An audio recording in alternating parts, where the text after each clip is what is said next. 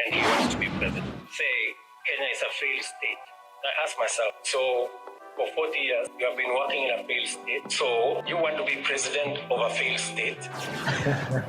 Now, yet again, tumepata response ya President William Ruto towards CJ Maraga after alisema kuwa Kenya is right now a failed state simply because it's under the rule of our dear President William Samoei Ruto. Amekuwa na address the Stock Exchange Summit Nairobi na akasema ya kwamba kama kweli unaona this is a failed state, why would you want to lead such a state? Why would you want to lead such a state? He went ahead again to add sentiments like for those who have been opposing him and saying one term, Ruto is a one term. Aya, Kasongo must go, Ruto must go. In every meeting, akasema kwamba my time will come just like any other leader. Mwenye alikuja na muda wake ukafika akaenda. The same way they left, it's the same way mimi pia muda wangu ukifika nitatoka. Mnaelewa maneno? Like yani mambo, things are boiling slowly. Remember CJ Maraga recently declare kwamba anataka kuwania ni urais. So let me just play the video. Let me play the video but nitakelea audio tusikize audio because of copyright issues. Here we go. But allow me to say two more things so that I can conclude.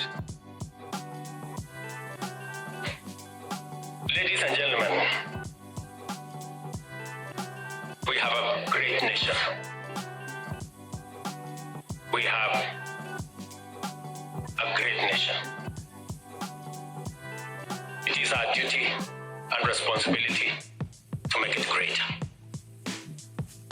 One thing about President William Ruto is this man is sharp. He knows every detail he needs to touch. The idea of all the world. He is very keen on detail. Kama huwa mnafuatilia Ruto, he is very keen on detail. Kwa haachi hata kitu moja. Just listen to him.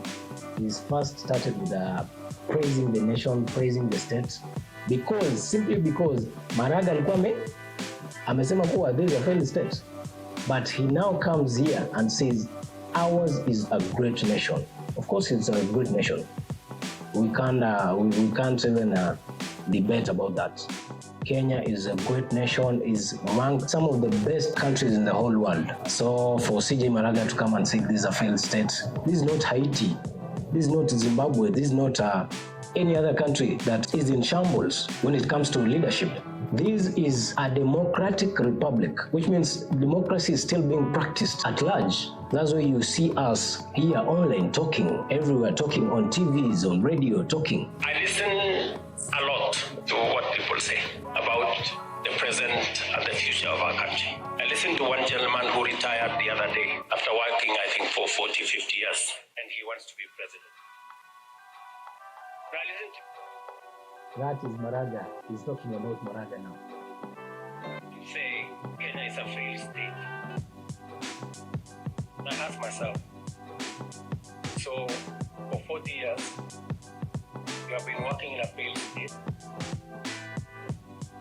So you want to be president of a failed state? Ruto ni mtactical. Unaona nini kushindana na Ruto ni ngumu. My friends, this man is here to stay. He is here to stay. Like, how can you become president of a failed state? Maraga, you had no point. You had no point calling our country a failed state. Really? You want us to entrust you the leadership of a country you don't believe in, to a people you don't believe in? And just for the record,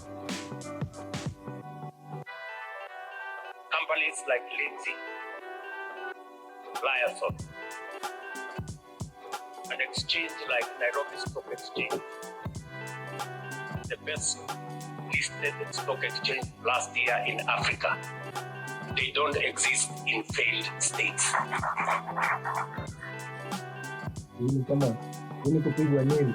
Unapigwa nini? Hii inaitwa kupigwa timu. Kubishana na William Ruto si rahisi, is not a joke. You have to come with facts, you have to be prepared.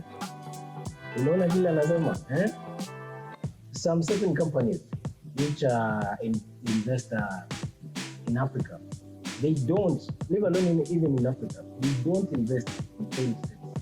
They go for dynamic and growing countries. And we see them in Kenya. Most of them, lots of them are in Kenya, thriving, which means nchi yetu iko sawa kabisa, iko sawa.